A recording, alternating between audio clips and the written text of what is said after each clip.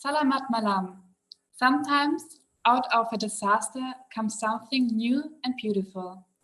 Our project began with the earthquake in Indonesia in 2018. The epicenter of the earthquake was in the north of the island of Lombok. Almost 80% of the building were destroyed. We, architecture and civil engineering students from the University of Stuttgart, started to think about rebuilding the school as the Islam Tabadu al-Hijab in Rampeg. We believe that education is the most important thing for every child in the world, so we didn't want to build a normal school, but a special and important building. Our final design, a building completely made of bamboo. Why bamboo? Bamboo is the most sustainable building material for areas like this. It's long-lasting and also it absorbs the repercussions of an earthquake.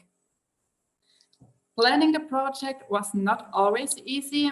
In addition to the design and work planning, we also had to take care of the financing and advertising for the project.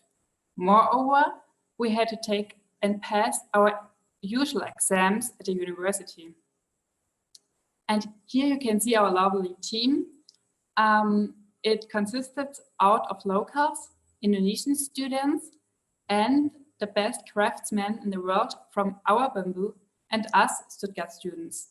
We all lived with the mayor and coffee dealer Abba Sumavi. We lived nearby the building site, and here you can see the building site. It was in the middle of the jungle, like 3,044 hours on foot from Stuttgart away. Lucky us, next to a kiosk with a freezer full of ice cream. The most important tools, I think, were the sharp knives from the craftsmen.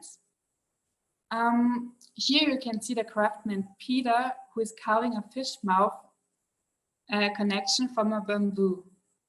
I don't have to say that we Germans cut ourselves at least once a day. Maybe that was because we have no security precautions at all at the building site, as you can see.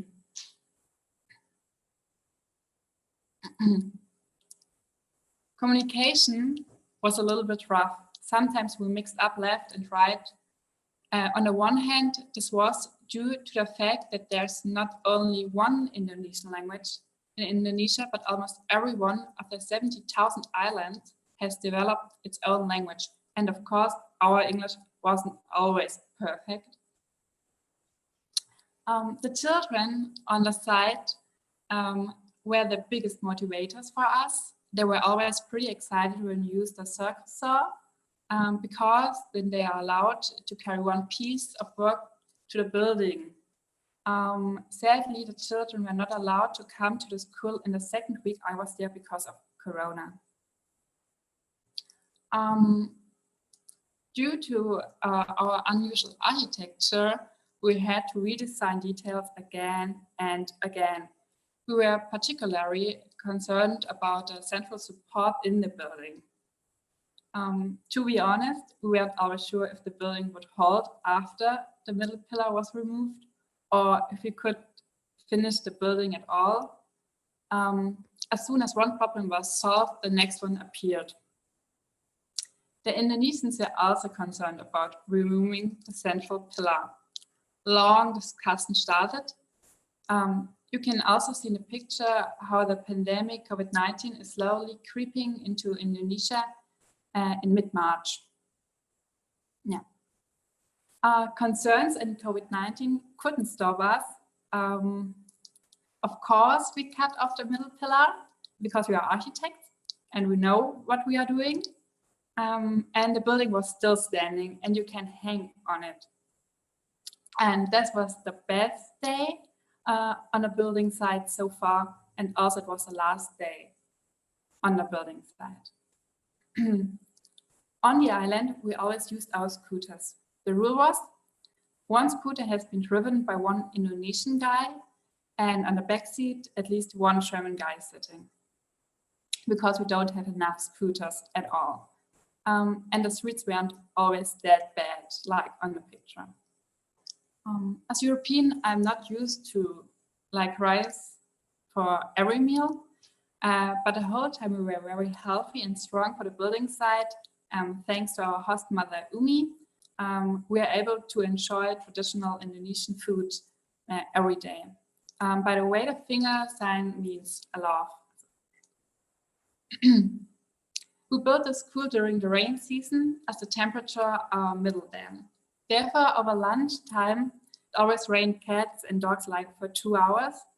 And during a tropical rain, there's nothing to do except wait and carve bamboo sticks. Nevertheless, in the morning and in the afternoon, we could enjoy the sunshine. We worked every day until 5 p.m., like for 8 hours. And then we laid in the sun, or we go to the beach, or sometimes we slept, like until the dinner time. And the best evening was when the locals took us out for night harpoon fishing. At a campfire on the beach, we ate blowfish, crab, and coral fish. I was very afraid to eat blowfish because of the poison, but the locals said no problem. And like every time I trust them, and the fish was amazing. Sadly, we had to return to Germany early because of COVID-19. Still, I'm touched by the hospitality of the locals and the energy of all involved. I'm very happy to build up a beautiful school. Terima kasih, stay healthy, and greetings to Abba Somali, Umi, and our bamboo and fellow students. Thank you so much.